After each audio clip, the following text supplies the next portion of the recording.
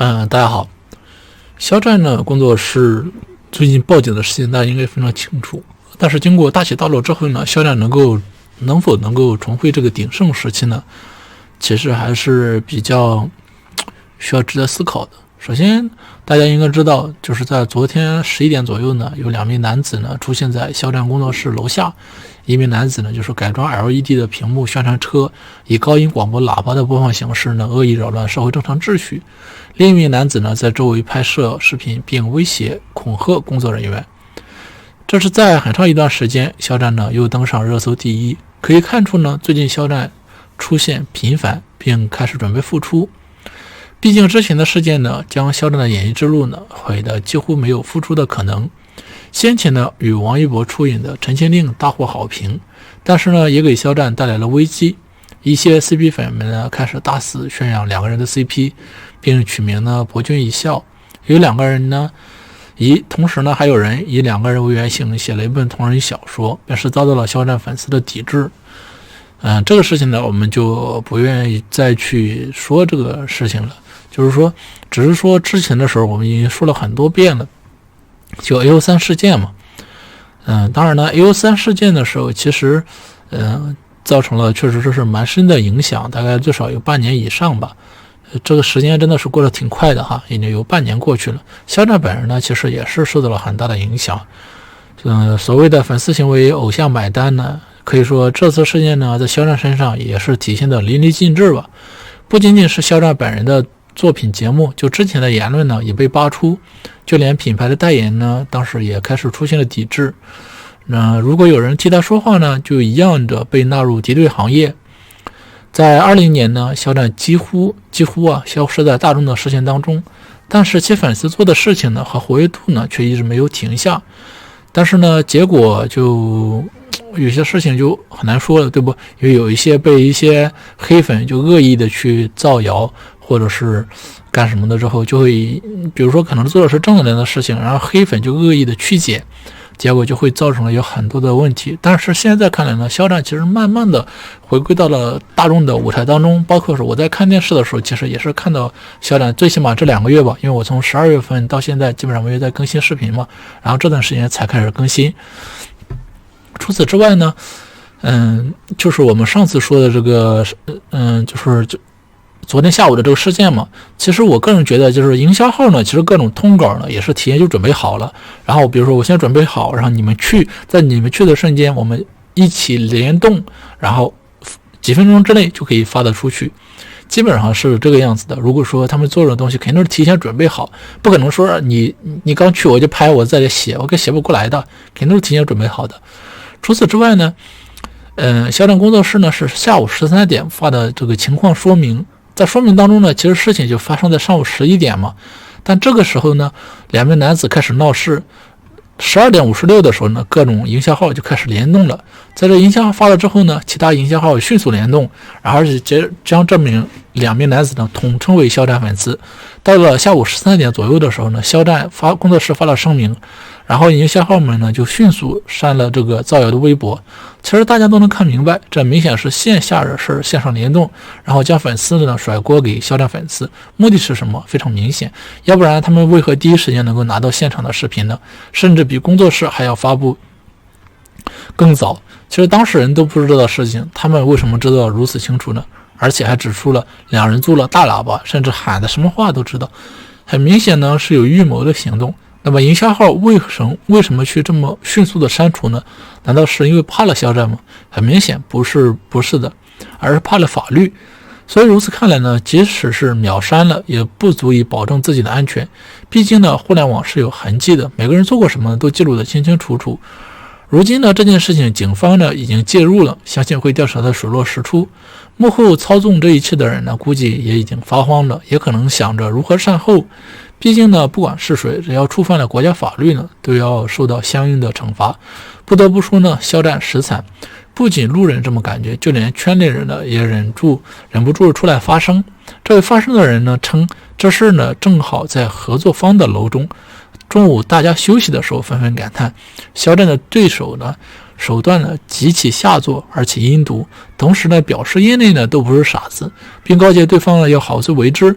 娱乐圈中有竞争其实是很正常的，可是为了所谓的红搞这种恶性竞争，到最后呢恐怕赔了夫人又折兵，不仅自己红不起来，还会一落千丈，原有的一点点路人缘呢也会全部的丢失。不管事情如何发展，希望肖战呢可以正常工作和生活，也希望粉丝们呢能够保持理智。真的愤怒了就多支持肖战的作品，那期待肖战的待播剧将要来袭。除此之外呢，肖战工作室这一年呢其实应该挺感谢，也感谢他们自己，也感谢大家吧。首先大家同时应该也感谢工作室。肖战工作室呢，其实也是肖战演艺界的这种辛酸史。肖战我们都知道，之前的时候是一名设计师，大学期间呢是学校社团文艺骨干的青年，选秀节目到重庆工商学院选择优秀爱好音乐的人，学校老师呢就把肖战的联系方式给了节目组。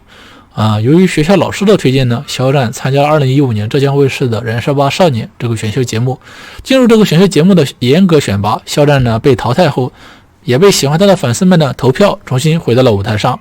而这个综艺节目结束之后呢，肖战和节目组的8个小伙伴作为 BOSS 团参加浙江卫视的《燃烧吧少年》。龙丹妮契约组合成为 X9 少年团正式出道。2017年2月呢，芒果媒体有限公司党委副社长、上海天娱媒体有限公司社长呢辞职。2017年4月21日呢，成立了就是挖机挖娱乐有限公司嘛，担任 CEO。X9 少年团的成员们呢，也为龙丹妮带到了自己成立的新公司。肖战呢，开始在这个公司呢开始了打工的日子。肖战呢是团队当中年龄呢比较大的成员，有自己的想法。公司对团队后期管理有问题，肖战呢每天单独通知自己获得资源。肖战参加的活动公开，旅行公司呢几乎不会公开，有时候公开也会写作时间。在这种状态下呢，肖战的粉丝强烈要求整理和公开艺人的公开旅行。和其他艺人一样，但是呢多次诉说这个要求，公司呢不在乎这些事情，于是呢肖战自己一个人承担压力。经过多次沟通呢和意见不统一，肖战决定起诉公司解约。当时呢陈情令还没有播出，而且陈情令的资源呢还是肖战一个人说的，公司什么都没有做。肖战起诉当天呢发表了动态，告诉自己绝不回头。可以看出当时的状况呢有多无能为力和悲伤。肖战起诉事件呢，在陈情令播出后被受理，这可能呢是偶然的，没有人能计算电视剧的播出时间，也可能是自己能否在剧中发生火灾，就是不是发生火灾，就是能火，是自己不确定的。其实演员呢必须努力做自己现在的事情。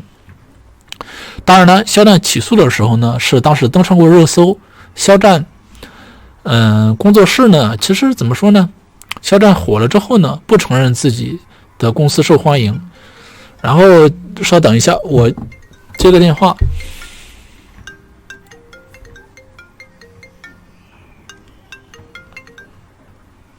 喂，哎，我中午不回去吃饭呢。啊，好，可以，拜拜。好，拜拜。